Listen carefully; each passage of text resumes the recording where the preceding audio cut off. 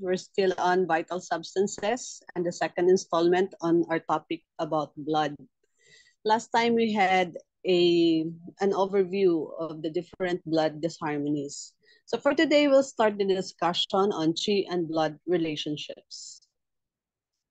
Okay, qi is yang and blood is yin. Qi is the commander of blood. Blood is the mother of qi. So if qi is deficient, blood cannot move well. If there is not enough blood, then there will be a deficiency of qi. So to explain further, blood nourishes qi. In other words, qi gives life and movement to blood. But blood nourishes the organs that produces qi. Qi is yang compared to blood, which is yin in nature. Qi and blood are inseparable. So the key here is qi is the commander of blood and blood is the mother of qi.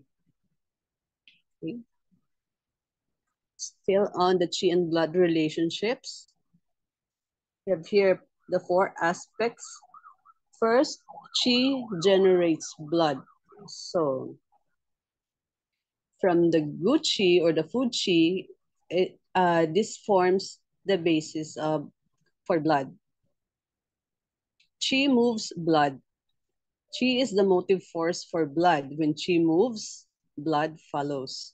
And if qi stagnates, blood congeals. Okay. Qi holds blood. Qi holds blood in the vessels, preventing hemorrhage, especially the spleen qi. Okay. The fourth relationship, blood nourishes qi. As qi needs the nourishing qualities of blood, this provide a dense material, preventing qi from floating. Okay.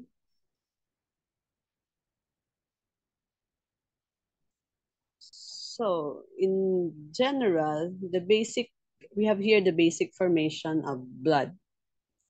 We have discussed this previously, so this is a review. There are two separate cycles of blood formation in the body. The post-heaven qi cycle uses foods and fluids, which forms the good qi, to form blood. And the pre-heaven cycle uses the yuan qi and the kidneys to produce marrow, which produce blood. The blood is then circulated by the heart and stored by the liver. Okay. Here is the map or the flow diagram of the creation of blood. So as mentioned earlier, there are two sources of blood, the post-heaven source, which is from the food and liquid that we take, digested by the stomach, where the spleen acts on it and forms the gu qi,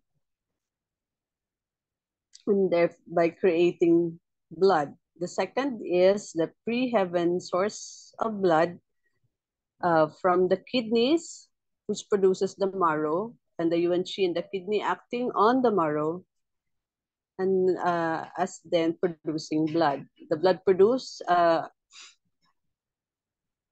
is then circulated by the heart and stored by the liver. Okay. Next. As for the functions of blood in the body, one, it moistens and provides nourishment to organs, bones, muscles, tendons, and skin. Second, with qi, it provides the foundation for mental activity. So, mapapansin natin yan sa mga disharmonies kung ano, if there is problem with the blood. In summary, there are three blood disharmonies patterns. Here are the following blood disharmonies and their symptoms. The first pattern is heart, liver, and or spleen blood deficiency.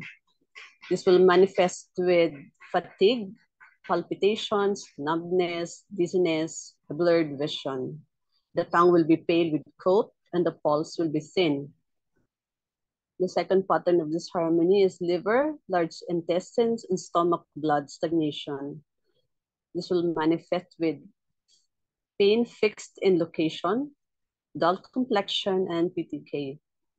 There will be purple and or purple spots in the tongue, and there will be a deep, choppy, or maybe a little wiry pulse. The third disharmony is heat in the blood. As for the signs, there is reckless bleeding or hemorrhage hemorrhage or bleeding between cycles. There's restlessness and irritability. So the tongue will be deep, red, and the pulse will be rapid.